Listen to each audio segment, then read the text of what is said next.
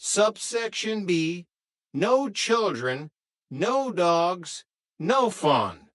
If Mr. Roper finds out we have a canine resident, we're all out on the street. We can't keep it. We're one bark away from homelessness. But Larry said he'd have it. Put to sleep, Chrissy whimpered, her lower lip trembling as she reached out to pet the puppy's velvet ears. We can't let that happen. Johnny, it's un-American. The three of them stood in a circle, looking down at the puppy. The puppy looked back with an expression that could only be described as manipulative. 10 minutes later, a makeshift bed was being constructed out of an old moth-eaten sweater in the bathroom. However, the puppy wasn't the only thing keeping the household on edge. Chrissy had started sleepwalking again.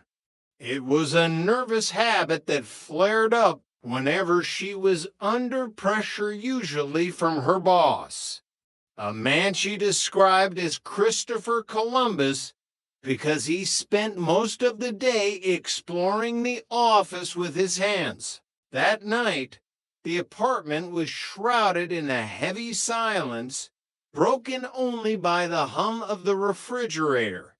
Suddenly, a soft thump-thump-thump echoed through the hallway. Jack, sleeping fitfully on the sofa, a common occurrence when he was in the doghouse with the girls, sat up with a start. He saw a pale, ghostly figure drifting toward the front door. Chrissy, she didn't answer. She was wearing a flimsy, white nightgown that flowed around her like a shroud. Her eyes were open, staring into a middle distance that didn't exist in this reality. She reached for the doorknob with a mechanical precision. "Oh, boy," Jack muttered, scrambling out of his blankets and nearly tripping over his own feet. He caught up to her just as her hand closed on the lock. "Chrissy, honey, let's go back to the dream world. The kitchen is this way. The heavenly gates are that way. Let's not go wandering into the Roper's territory." He gently guided her back toward her bedroom, his heart racing. But the commotion had woken the puppy in the bathroom. The dog began to howl a high-pitched, mournful sound that surely vibrated through the floorboards and directly into Stanley Roper's inner ear. "S-H-H-H," Jack hissed, darting to the bathroom. "If Roper catches you, he'll sell you to the burger joint on the corner as a specialty item." In a moment of pure, unadulterated panic, Jack grabbed a bowl of leftover French food he'd prepared in his advanced cooking class and set it on the floor. It was a rich stew, filled with marrow and bone meal intended for human consumption, but perfect for a hungry hound. The puppy Dovin, its tail wagging so hard it sounded like a drum roll against the linoleum. The next morning, the consequences of the midnight feast came to light. Helen Roper, ever the neighborly soul and always looking for an excuse to see what the kids were up to, came up to borrow a cup of milk. In the process, her sharp eyes noticed the bowl Jack had discarded near the trash. "Oh, Jack, is that the beef bourguignon you made in school? It smells heavenly, even cold." Jack froze, his hand halfway to the refrigerator. He couldn't exactly tell her it was now technically dog food. Yeah, but it's a bit past its prime. Leftovers of leftovers. Nonsense. A little heat fixes everything. I'll take it down for Stanley. He'd been complaining he's so hungry he could eat a horse, and my cooking usually tastes like the saddle. A horse would probably be more nutritious," Jack whispered under his breath as she breezed out with the bowl. What followed was a frantic, slapstick race against time. Jack and the girls spent the entire evening trying to intercept Stanley's dinner before he could take a single, potentially fatal bite. It culminated in Jack bursting into the Ropers' apartment without knocking, physically snatching the steaming plate away just as Stanley's fork was descending toward a chunk of beef. "I can't let you do this, Mr. Roper," Jack shouted, his face red with exertion. He turned and dumped the entire contents of the plate down the kitchen sink. "What are you, a mental patient?"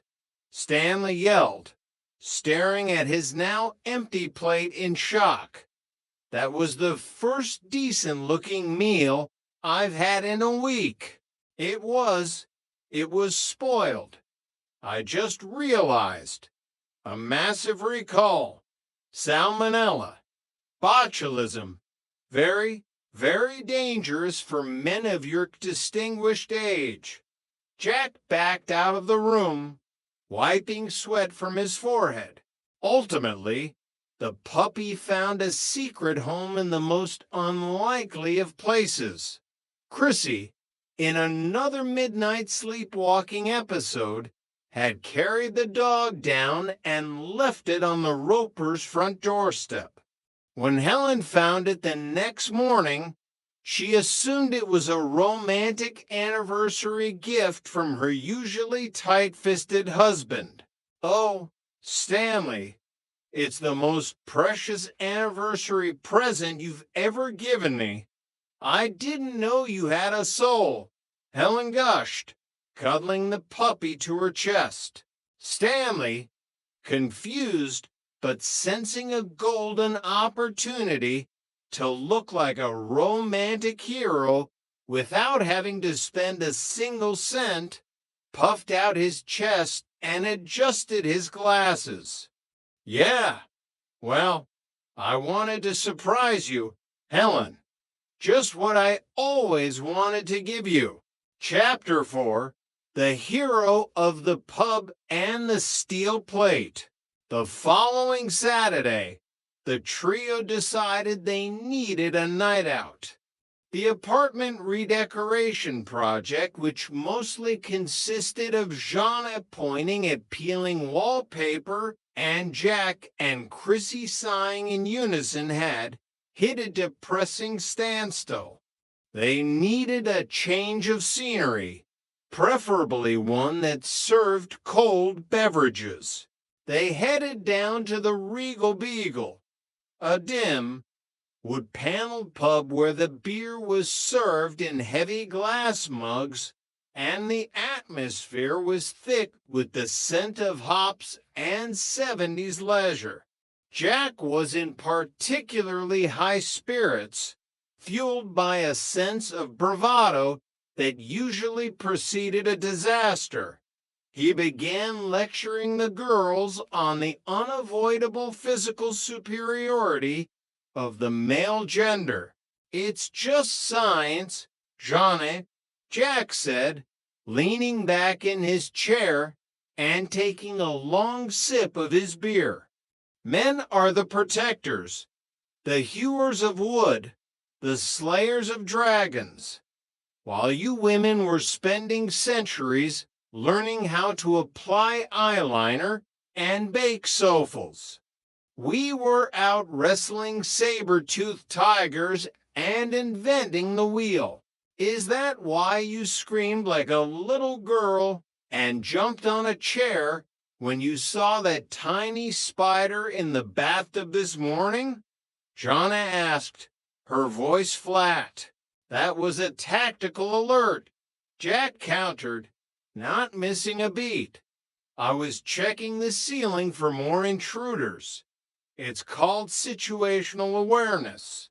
His bravado was cut short when a man who looked like he had been carved out of a solid block of granite leaned over their table. He was a classic barroom bully,